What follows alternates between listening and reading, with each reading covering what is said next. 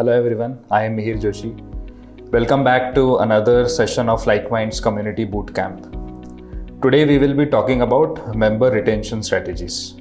First of all, before deep diving into member retention strategies, let's look at what is retention. So retention is the act of keeping something or containing something. Some of the examples of retention is, let's say, a dam holding back a river. So that is a retention. Dam is basically retaining river water.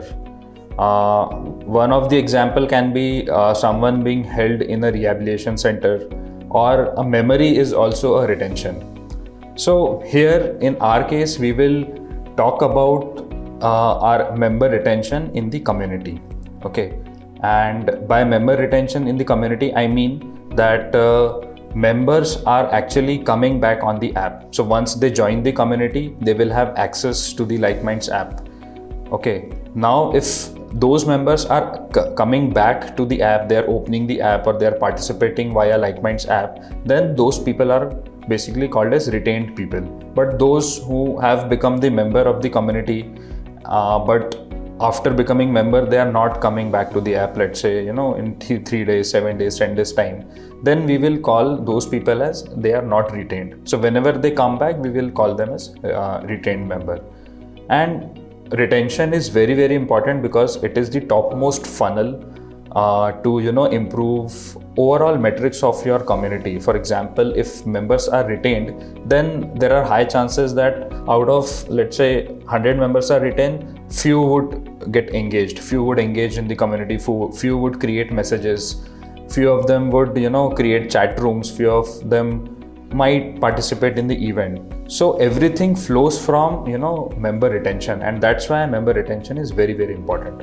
So here, just for your knowledge, just for your reference, I'm again repeating, retention is the act wherein people are opening the app after they join the community, so that it will be easy for you to relate with that term when in the ongoing presentation. Now, why retention is important? As I told you, it's at the top of the funnel. A lot of metrics get affected by retention. So there are different metrics that we will talk about. One thing is engagement. So as I mentioned, if people are retained, few of them will be engaged out of those retained members. So if let's say your retention percentage is only 10%, then you cannot expect engagement in your community. But just imagine if there are 90% of the members who are retained, who are opening the app or coming back to the app, there are chances that more than 50% will engage or might engage in the community.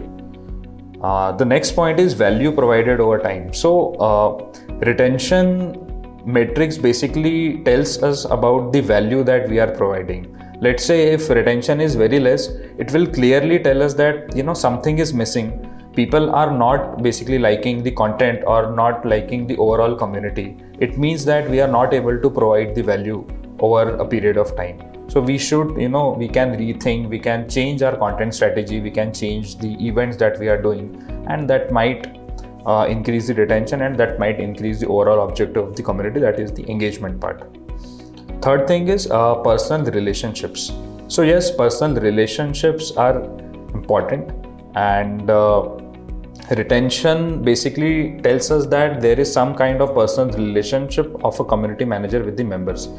Just take an example that a community manager is engaged with the members. That person is basically creating a lot of virtual events, and he's hosting the events, and members are basically recognizing that person as community manager, and they have somehow, although virtually, but they have somehow connected with that person. There is a personal brand, a human touch with the community, and these personal relationships will define the retention. So if your retention rate is low, you can say that we are missing on this personal relationship part as well.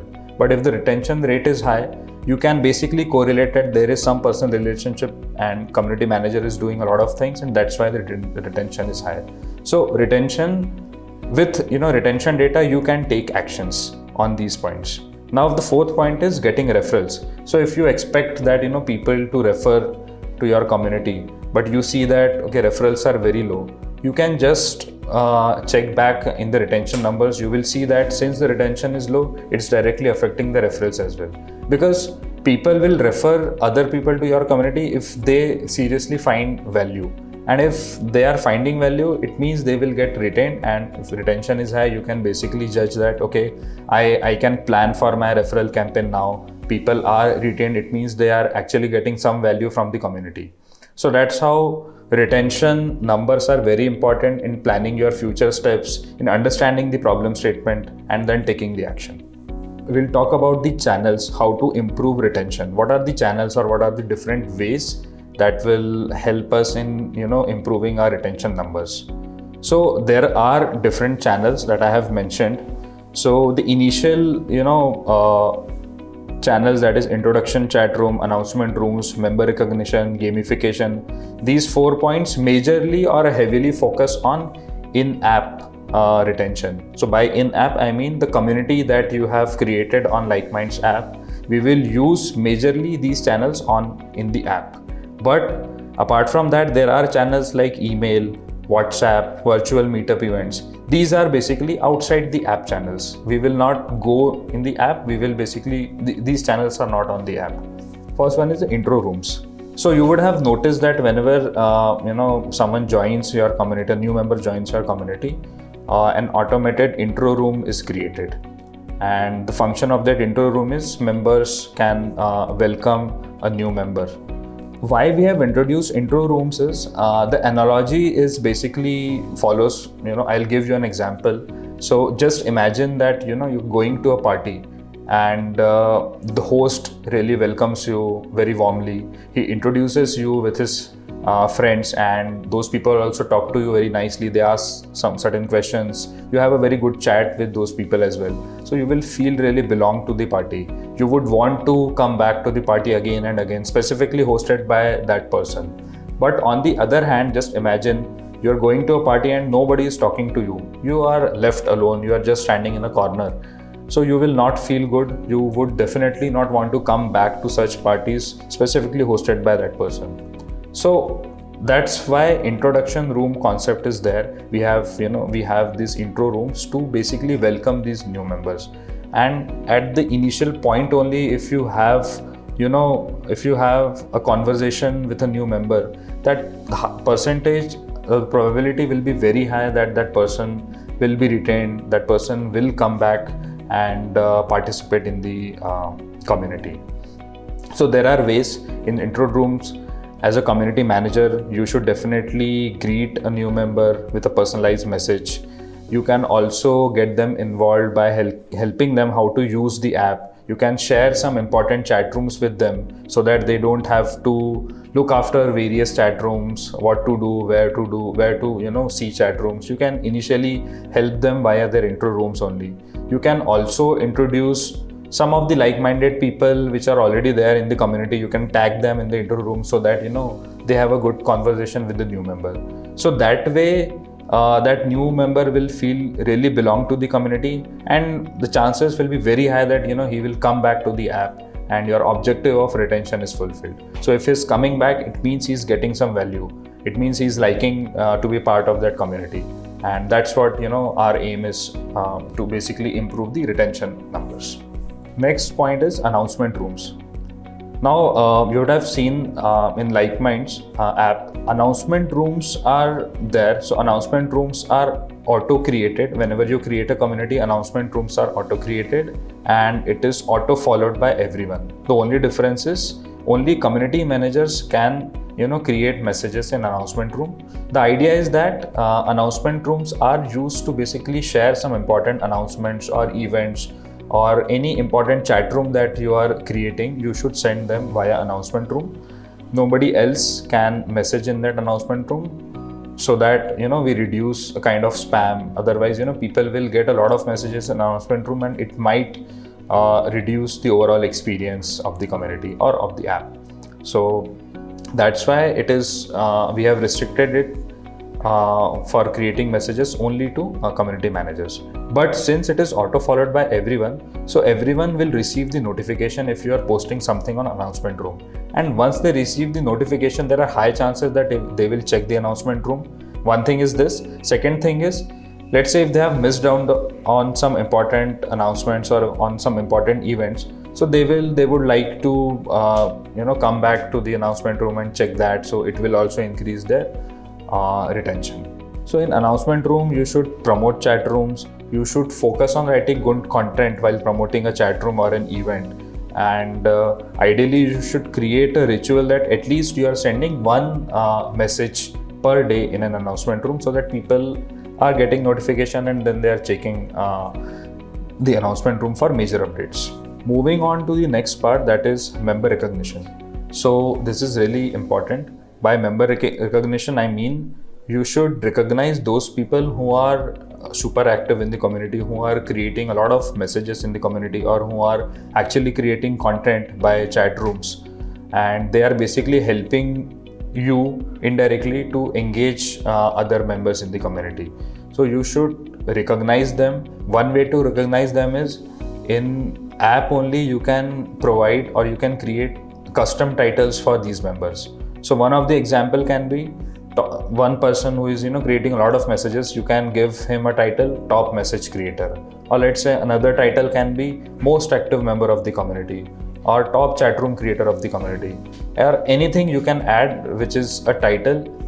Title, they will feel recognized in the community, and their action might increase, their overall activeness might increase, they will feel good and they will be motivated to do more such things in the community.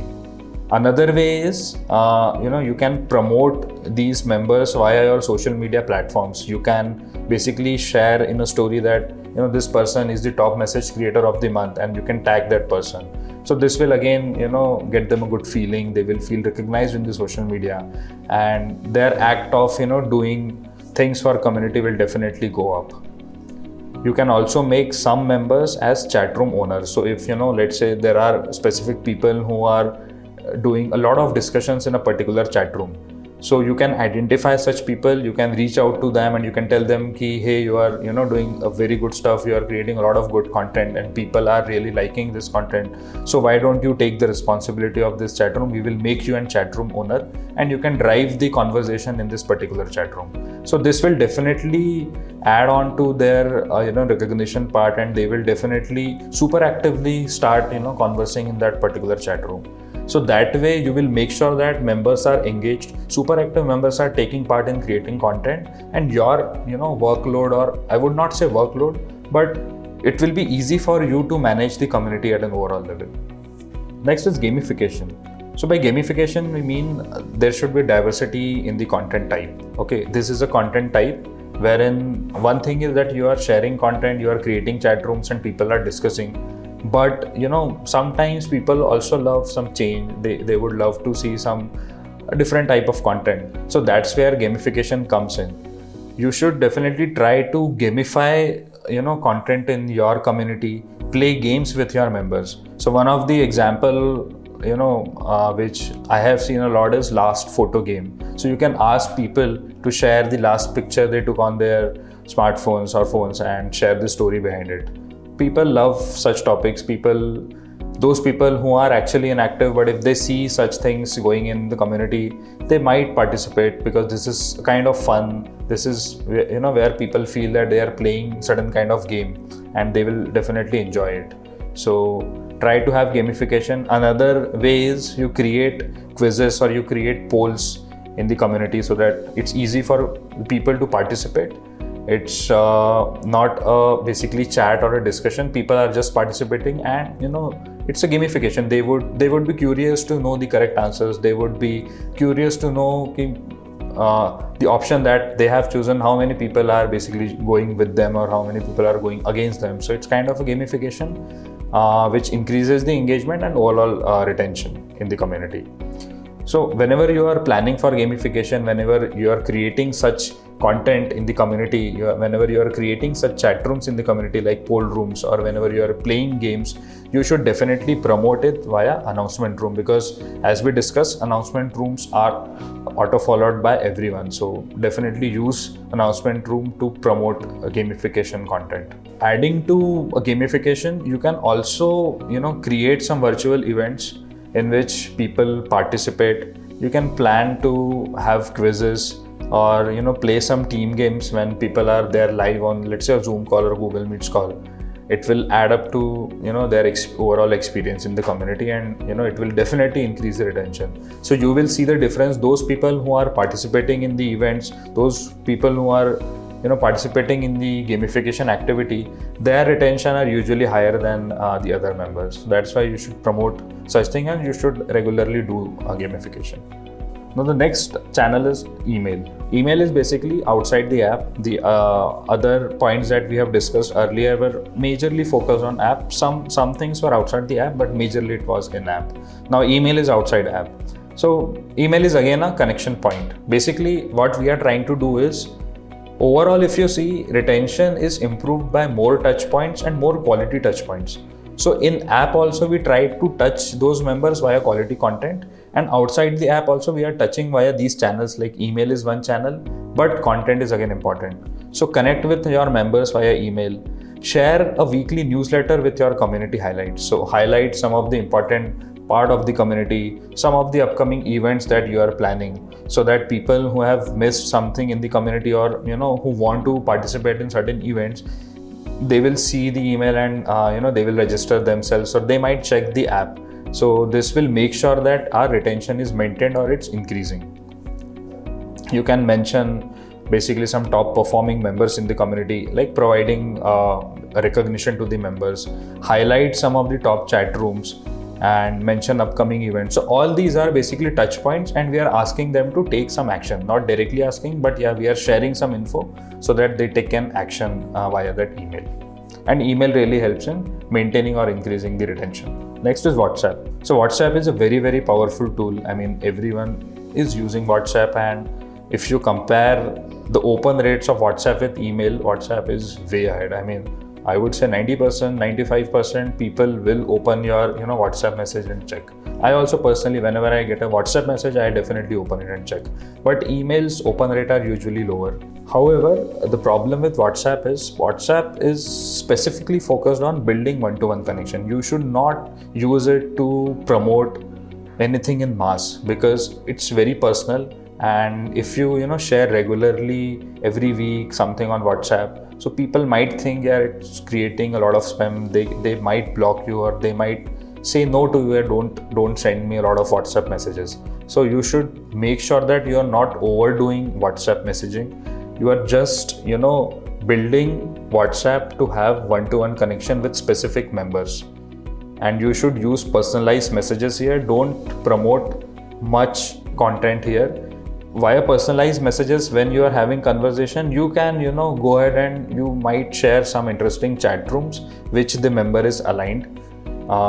So you can share some interesting chat rooms, but overall idea is building one-to-one connection.